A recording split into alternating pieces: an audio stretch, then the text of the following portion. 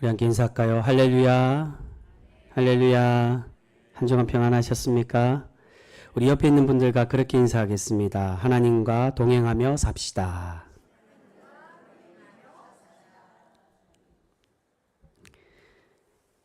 여러분, 하나님과 동행하며 살아가고 계시죠? 여러분, 하나님의 백성이 누릴 수 있는 최고의 복은 하나님께서 우리와 평생토록 동행하여 주시는 복인 줄 믿습니다. 여러분, 왜 그럴까요? 왜 많은 복 중에 하나님이 동행하는 복이 최고의 복이라고 할 수 있을까요? 그 이유는 하나님께서 우리와 함께 하실 때 우리가 원하는 다른 모든 것들까지도 바로 따라오게 되는 줄 믿습니다. 여러분, 그렇기에 오직 모든 것의 주인 되시며 우리에게 풍성한 복으로 날마다 채워주시는 그 하나님과 우리 삶 평생토록 동행하는 그런 복된 성도 우리 모두가 되실 수 있기를 주님의 이름으로 축복합니다. 여러분, 사람은 인생을 살면서 나름대로의 목적과 목표를 가지고 살아갑니다. 각자가 나름대로 다양한 목적이 있다는 것입니다. 그런데 문제는 각자가 어떤 목적을 따르느냐에 따라, 어떤 가치관으로 살아가느냐에 따라 우리의 인생이 달라지게 될 수 있는 것입니다. 여기서 중요한 것은 하나님을 믿는 신앙인들이 꼭 가져야 될 가치관이 있습니다. 그 가치관이 무엇이겠습니까? 바로 영적인 가치관이라는 겁니다. 우리 하나님은 하나님을 믿는 사람들이, 하나님 믿는 믿음의 백성들이 무엇보다도 하나님을 향한 영적인 가치를 추구하며 살아가기를 원하고 계시는 줄 믿습니다. 그런데 그와 반대로 하나님을 믿지 않는 세상 사람들은 어떤 가치로 살아가고 있을까요? 세속적인 가치, 물질, 인간적인 가치를 추구하며 살아가게 되는 것을 보게 됩니다. 사람들은 그것이 영원할 것이라고 믿고 있고 자신의 삶에서 가장 중요한 것이라고 생각을 합니다. 그러나 우리는 그러한 것들을 유한한 것이며 우리에게 참 행복을 주지 못한다는 것을 잘 알고 있습니다. 우리가 물질과 세속적인 가치보다 영적인 가치를 추구하며 살아갈 때 하나님께서 우리의 모습을 기뻐 받으시고 우리에게 더 큰 은혜와 복으로 날마다 갚아 주실 줄 믿습니다. 여러분, 그렇기에 하나님이 동행하는 복이 가장 큰 복이라고 할 수 있는 것입니다. 여러분, 오늘 말씀은 바로 그런 영적인 가치의 중요성에 대해서 우리에게 말씀해 주는 본문이라고 할 수가 있습니다. 오늘 본문에서 아브라함의 아들인 이삭이 두 아들을 낳게 되었습니다. 그 두 아들이란 첫째 아들인 에서와 둘째 아들 야곱이었습니다. 그런데 결국 장자권을 받은 아들이, 어떤 아들이 장자권을 받았습니까? 첫째 아들 에서가 아니라 둘째 아들 야곱이 장자의 축복을 받게 되었다는 것입니다. 야곱은 형 에서에게 떡과 팥죽으로 장자의 명분을 사서 자신이 장자의 복을 받고자 노력했습니다. 여러분, 여기서 장자의 명분은 무엇을 의미하는 것입니까? 바로 영적인 가치를 의미하고 있다는 것입니다. 당시에 장자가 된다는 것, 장자의 명분을 얻는다는 것은 아버지와 또한 그 더 윗대에서부터 내려오는 조상의 재산을 이어받는 것을 의미합니다. 하지만 그뿐이 아니라 아브라함의 가문에서 장자가 된다는 것은 재산뿐만이 아닌 하나님의 복의 자녀, 복의 통로가 되는 중요한 자리를 의미를 하고 있습니다. 하나님은 아브라함에게 너를 통해 민족을 이루고 내 이름을 창대하게 하겠다라고 약속해 주셨습니다. 그리고 그 민족 가운데 메시아 예수 그리스도가 나실 것을 그렇게 약속해 주셨습니다. 그 약속은 장자를 통해서만 이어지게 되는 것입니다. 그렇기 때문에 장자의 권리란 영적으로 굉장히 중요한 것이라고 할 수 있습니다. 하나님의 백성이 되고 그 백성으로서 장자가 된다는 것은 그런 하나님께서 내리시는 복을 이어받는다는 것을 의미하고 있다는 것입니다. 야곱은 바로 그 장자의 명분을 얻어서 장자가 된다는 것이 얼마나 큰 축복인지를 알고 있었기에 그것을 받고자 노력을 하고 있는 것입니다. 그런데 야곱과 반대로 그의 형 에서는 어땠다는 것입니까? 그 명분을 가볍게 여기고 있었던 것을 볼 수가 있습니다. 에서는 사냥을 하고 돌아와서 배가 너무나도 고팠습니다. 그래서 동생에게 음식을 얻기를 원했는데 본문에서는 에서가 야곱에게 이렇게 말하는 것을 볼 수 있습니다. 오늘 우리 함께 읽은 말씀 중에 32절 말씀 우리 같이 읽도록 하겠습니다. 시작. 에서가 이르되 내가 죽게 되었으니 이 장자의 명분이 내게 무엇이 유익하리요. 아멘. 여러분, 우리가 상식적으로 생각해 볼 때 과연 에서가 죽을 만큼 그렇게 배가 고팠을까요? 사냥을 하고 돌아왔기 때문에 배가 많이 고프기는 했을 것입니다. 하지만 한두 끼를 굶는다고 해서 죽을 만큼 고프지는 않았을 것입니다. 그럼에도 에서가 이렇게 자신이 죽을 만큼 너무나도 이게 힘들다고, 내가 죽게 되었으니 이 장자의 명분 내가 무엇이 유익하냐라고 말할 만큼 그렇게 배가 고팠을까? 그렇지가 않았다는 겁니다. 바로 에서는 장자의 명분을 가볍게 여기고 있었다는 것을 우리가 알 수가 있습니다. 자신의 장자의 명분보다 지금 눈에 보이는 팥죽 한 그릇, 바로 육적인 가치, 야곱은 영적인 가치를 추구했지만 에서는 자신이 육의 즐거움, 육으로 바로 오는 그 먹는 것을 더 중요시 여기고 있었다는 것입니다. 그런데 여러분, 장자의 명분이 이 에서가 생각하는 것처럼 그렇게 가벼운 것이었을까요?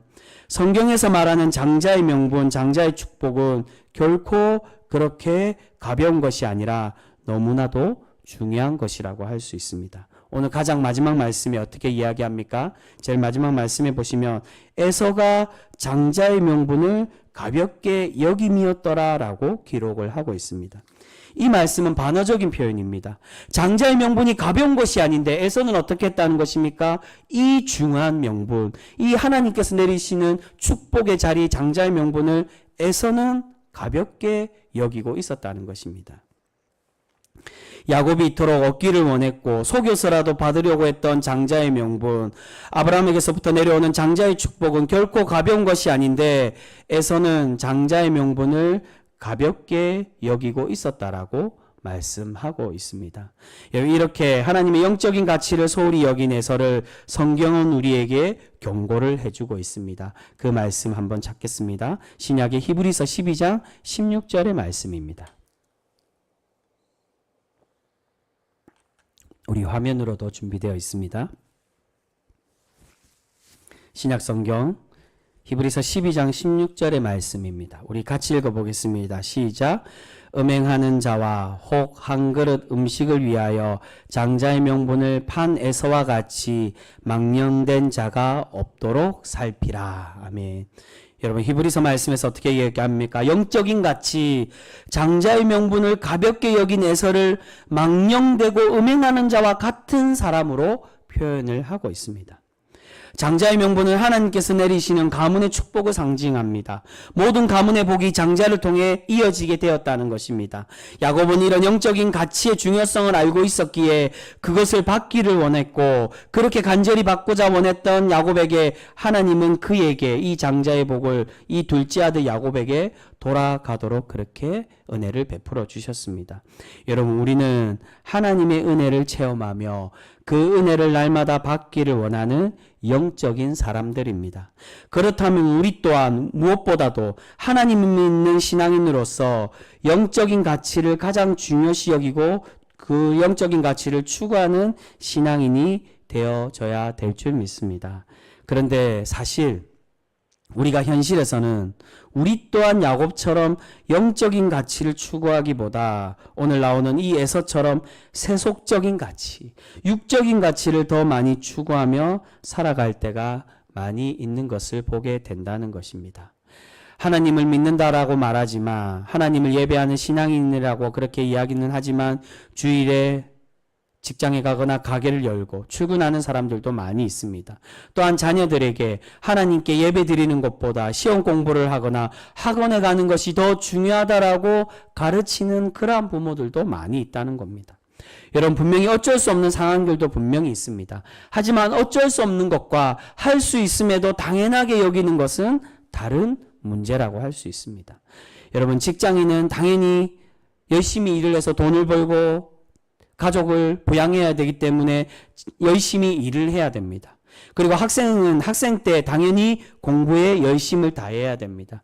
열심히 한 만큼 우리의 상황이 달라지고 아이들의 성적과 그들의 미래가 달라질 수 있게 됩니다. 하지만 중요한 것은 우리의 미래를 이끄시고 우리의 삶을 진정으로 주관하는 분이 우리는 누구라고 고백합니까? 바로 우리의 하나님이신 줄 믿습니다.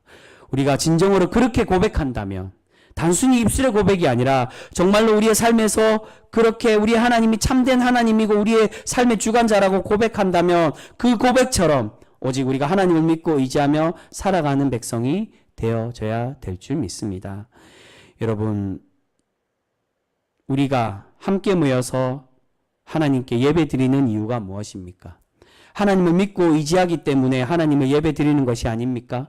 그런데 그 믿는다는 것이 단순히 말로만 믿고 외형적으로 겉으로만 믿는 그런 믿음을 의미하겠습니까? 그렇지가 않다는 것입니다.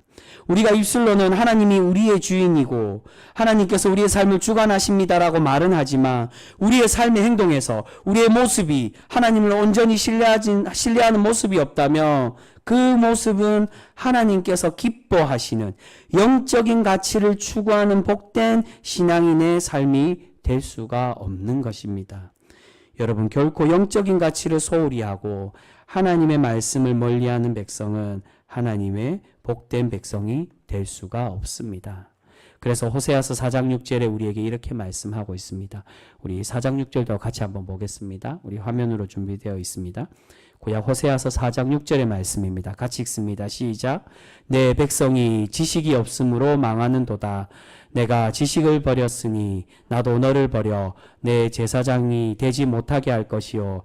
내가 내 하나님의 율법을 잊었으니 나도 내 자녀들을 잊어버리리라. 아멘. 하나님의 백성, 이스라엘 백성들은 출애굽하고 가나안에 들어간 후에 하나님의 은혜를 점점 잊어갔습니다. 하나님의 말씀을 묵상하지 않고 배우지도 않았으며 또한 자녀들에게도 가르치지도 않았다는 것입니다.